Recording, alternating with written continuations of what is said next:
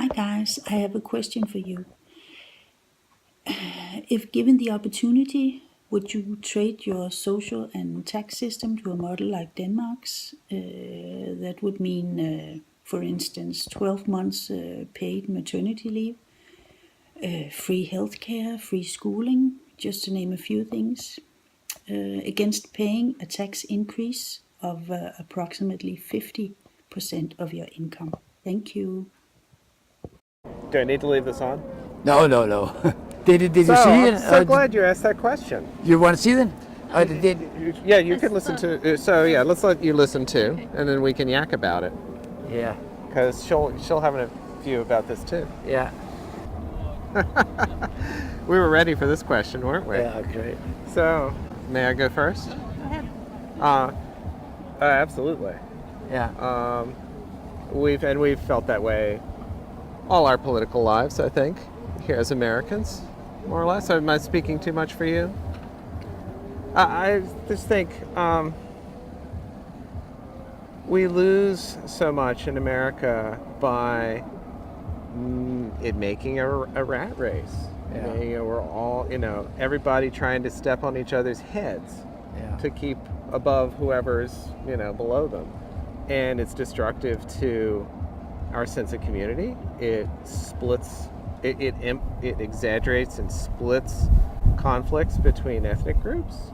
And it makes every American, I think, I've never known any really rich people, but we're considered pretty prosperous where we live, and we still worry about being homeless someday. okay. So it just seems like a better social compact where we actually do act like we care about each other and invest in each other, that lets us all benefit from that as well. Seems like a much better arrangement. Having said that, the one time I was in Europe, I was instantly aware of how American I was, Okay. which was a surprise to me. Where in Europe did you go? I was there for all of 2 weeks. Okay. I flew into Frankfurt, and I spent some time in Germany and a little bit in Italy and Switzerland. Okay. Just took myself around. Yeah, great. But it was very clear to me. You could tell the Americans from the New Zealanders, from the Australians, just by looking around a piazza, And that was news to me because I'd lived my whole life in the same country. Yeah. And until I had that contrast, I didn't know the difference. So it all sounds great from a distance. Yeah. I might feel differently if I were actually living it. Yeah.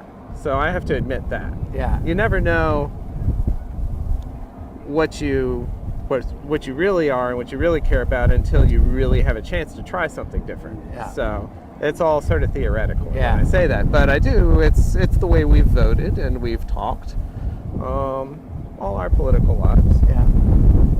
But it's also 50% in tax. Yeah, I just don't. I think it's so.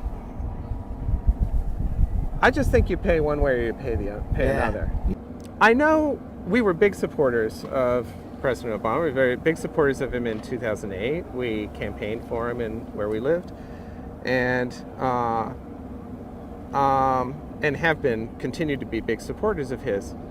It was interesting and disturbing to me to hear people who didn't vote for him attack his legitimacy, like this ridiculous stuff about him not being born in the United States, and clearly to us that sounded like white people who simply couldn't accept the concept that a black person could be their president, and so struggling with the idea and failing. Yeah. But now, it was just 8 years ago. Well, it's most of the time, frankly. So now we've got a president I don't think's legitimate, and only in many ways he's not legitimate. Yeah, exactly. He didn't win the popular vote. He's a bald-faced liar and apparently mentally unstable, as far as I can tell. Yeah. So I want to walk around with a T-shirt that says something like "idiot" in his picture or something like that. But I'm also aware that just 8 years ago, people were saying that the guy I supported, and it seems different to me. Yeah. But it's the same stuff. Yeah. It is. It's been a lot of talk about that also in Europe, and I think for me it was just like I can still remember the place because we were on a tour with some show in Denmark, and we were in a little town, and we were going to bed, and I saw the election on TV, and I said, okay, it's not gonna be Trump, but it did, Wow. and I couldn't sleep. Yeah. No one expected that, including Trump. No. I think he was as disturbed as anybody when he realized he won, and he was actually going to have to do this. Exactly. But so he's not backing down. It was more than just PR. It actually happened. Yeah. Yeah. Yeah. Now, the polls. I was concerned the whole fall that the Clinton campaign was way too triumphal. Yeah. They were talking about they're going to go to Texas and places where they'd never expect to get votes to try to get votes. And they did. But they should have spent more time in their base. Yeah. Because they lost votes in their base. Yeah, they did. So that's the contrast between what you get between the classic Republican candidate and their classic Democratic candidate. And I always say, well, if you were looking at these two resumes, who would you pick? You'd pick the person with the better resume. Yeah. But somewhat more than half the time, Americans vote for the charismatic goofball. Yeah.